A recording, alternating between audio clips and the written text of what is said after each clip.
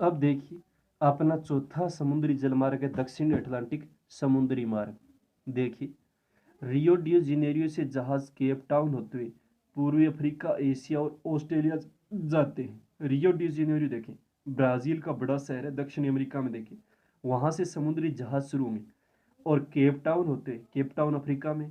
उसके बाद पूर्वी अफ्रीका के क्षेत्र आ गए, जैसे एशिया महाद्वीप है, और ऑस्ट्रेलिया तक जाते हैं। यानी एक जो जलमार्ग होता है ना, क्योंकि समुद्र एक दूसरे से क्या है, जुड़े हुए, तो दूसरे बीच में जैसे सागर वगैरह हो गए, तो दूसरे समुद्र तक वो जलमार्ग आसानी से दूसरे देशों तक पहुंच जाते हैं।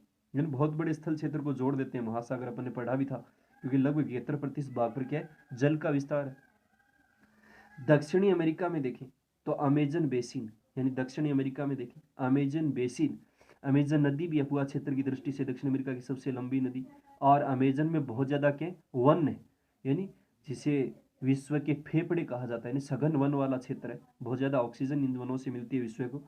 सघन वन वाला क्षेत्र है, यानी बहुत ज्यादा वन है, जैसे विश्व रेखा के आसपास का क्षेत्र है। बरसात वर्षा बहुत अधिक होती है इन क्षेत्रों में। और ब्राजील के पठार, यानी ब्राजील के पठारी क्षेत्र जहाँ खनिज समृद्ध क्षेत्र है। पेंटागोनिया जैसे विस्तृत चारागाह है, यानी पेंटागोनिया देखें दक्षिण में, बिल्कुल दक्षिणी अमेरिका के चारागाह, यानी विस्तृत मवेशी वहां पर चराते हैं, चारागाह वाले क्षेत्र है। और पंपास जैसे कृषि उपज प्रदेश है। पंपास पड़ा था दक्षिणी अमेरिका में, क्या घास के मैदान है। और एंडीज जैसे खनिज भंडारों के प्रदेश है। एंडीज दक्षिण अमेरिका में पड़ा था पर्वतमाला है, जिसमें बहुत ज्यादा क्या खनिजों के भंडार है। जैसे दक्षिण अमेरिका में चिल्ली वगैरह पड़ा था, तांबा वगैरह है। इस प्रकार के बहुत सारे खनिज से क्या ये समृद्ध प्रदेश है।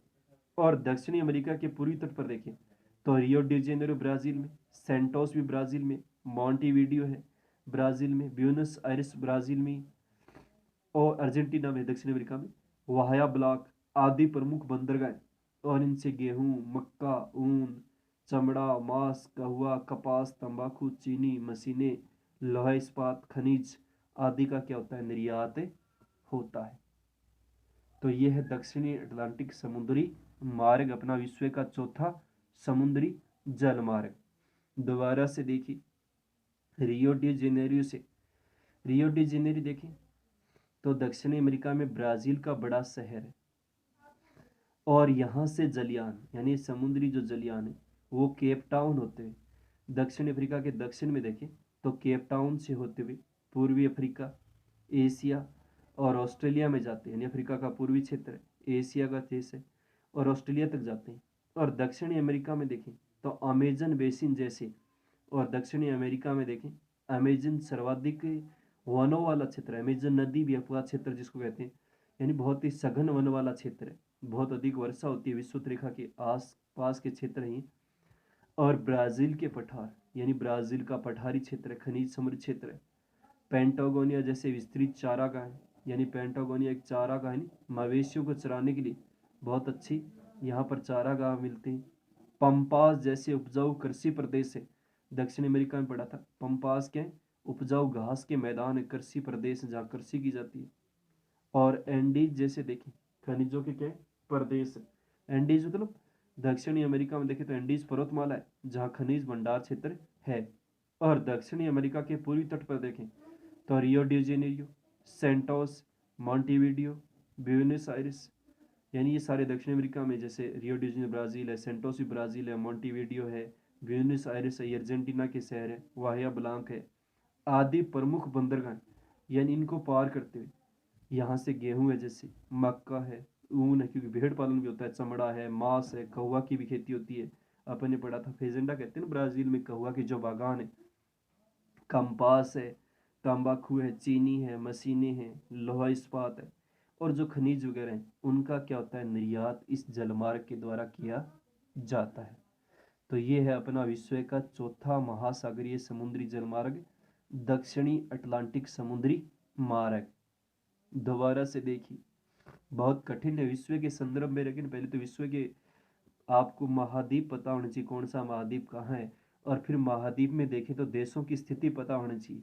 तो इसके लिए आप विश्व के मानचित्र का अध्ययन अच्छे से करें, तब पता चलेगा कौन से देश में कौन सा महाद्वीप में कौन सा देश है, क्या उसकी राजधानी है। देखिए एक बार, दक्षिणी अटलांटिक मार्ग, यानी अटलांटिक समुद्र का दक्षिणी क्षेत्र है, तो इसका नाम भी क्या दिया, दक्षिणी अटलांटिक महासागर। जैसे अटलांटिक महासागर क्या करती है, एस के आकार की, अपन ने पढ़ा था, ऊपर वाला भाग उत्तरी अटलांटिक और नीचे वाला भाग क्या है, दक्षिणी अटलांटिक, जो बीच में मध्य कटक है उसको अलग करती है। तो ये दक्षिणी अटलांटिक मार्ग है। देखें तो ये रियो डी जेनेरियो से, रियो डी जेनेरियो ब्राजील का शहर, वहां से समुद्री जो जलयान वो केप टाउन होते, केप टाउन अफ्रीका का दक्षिण का शहर, पूर्वी अफ्रीका, एशिया और ऑस्ट्रेलिया तक जाते हैं। यानी अफ्रीका का पूर्वी क्षेत्र, एशिया का क्षेत्र और ऑस्ट्रेलिया तक जाते हैं। दक्षिणी अमेरिका में देखें तो अमेजन बेसिन जैसे सघन वन है। यानी दक्षिणी अमेरिका में देखें तो अमेजन नदी है, अमेजन आबुआ क्षेत्र की दृष्टि से संसार की सबसे लंबी नदी, वैसे नील नदी है सबसे लंबी नदी, अपन ने पढ़ा था अफ्रीका महाद्वीप में। और बहुत ही विस्तृत सघन वन है, यानी विश्व के देखें तो सर्वाधिक सघन वनों वाला क्षेत्र है, यानी विश्वत रेखा के आसपास का क्षेत्र है, क्योंकि विश्वत रेखा ब्राजील के मध्य से गुजरती है। और ब्राजील के पठारी क्षेत्र, खनिज समृद्ध क्षेत्र है। पेंटागोनिया जैसे देखें विस्तृत चारागाह है, यानी पेंटागोनिया देखें दक्षिण में, दक्षिणी अमेरिका के, तो वहाँ बहुत सारे जो मवेशी हैं उनको चराया जाता है। जो पशु वगैरह हैं उनके लिए अच्छी क्या है, चारागाह की सुविधा उपलब्ध है। पंपाज अपन ने बढ़ाई था, उपजाऊ क्या है, कृषि प्रदेश है, यानी दक्षिण अमेरिका में देखें तो पंपाज क्या है, घास के मैदान है। और एंडीज जैसे देखें तो खनिज भंडारों के प्रदेश है। और दक्षिण अमेरिका में देखें तो एंडीज सबसे अधिक है, खनिज भंडारों की दृष्टि से समृद्ध क्षेत्र, जो एंडीज पर्वतमाला है सबसे लंबी पर्वतमाला अपन ने पढ़ा था विश्व की। और दक्षिणी अमेरिका के पूर्वी तट पर देखें तो रियो डी जेनेरी ब्राजील में, सेंटोस कहुआ बंदरगाह भी कहते हैं, ब्राजील का बहुत ज़्यादा कॉफ़ी का यहाँ से निर्यात होता है। मॉन्टीवीडियो ब्यूनस आयरिस अर्जेंटीना के दक्षिण अमेरिका में, वाहया ब्लॉक आदि के प्रमुख बंदरगाह, यानी समुद्री बंदरगाह, जहाँ से गेहूँ है, मक्का है, ऊन है, चमड़ा, मांस, कहुआ, कपास, तंबाकू, चीनी, मशीनें, लोहा इस्पात, खनिजों आदि का क्या होता है, निर्यात होता है। तो ये है अपना चौथा समुद्री जलमार्ग, दक्षिणी अटलांटिक समुद्री जलमार्ग। तो अपन ने आज दो पढ़े, एक उत्तमासा अंतरिक्ष जलमार्ग और चौथा जो अपन ने पढ़ा दूसरा आज का दक्षिणी अटलांटिक समुद्री मार्ग। एक बार इनको लिखना, आप समझने का प्रयास करना और याद करना, फिर भी समझ में नहीं आए तो क्लास में दोबारा से अच्छे से समझाए जाएंगे। अभी देखिए एक बार आप विश्व के मानचित्र में अगर इनकी स्थिति अपन देखें, जैसे विश्व के संदर्भ में अपन देखें तो इनकी स्थिति किस तरह से बनती है। देखिए एक बार अपन ने जैसे देखा था कि विश्व के संदर्भ में देखें तो यहाँ देखें तो एक तरफ है, जैसे ये जो जलमार्ग है अपना यहाँ पश्चिमी यूरोप का क्षेत्र है, नीचे देखें एशिया है, अफ्रीका है, हिंद महासागर, इधर क्या है, ऑस्ट्रेलिया है। और यहाँ पर अपन देखें तो यहाँ से ये शुरू होता है उत्तमासा जो अंतरिक्ष मार्ग है, यानी पश्चिम यूरोप के देशों से अटलांटिक महासागर को पार करता हुआ अफ्रीका का चारों ओर चक्कर लगाता हुआ यहाँ केप टाउन बंदरगाह जो अपन ने पढ़ा था, अभी आगे मानचित्र में दर्शा के देखेंगे, संसार का सबसे वो दक्षिण में केप ऑफ गुड है।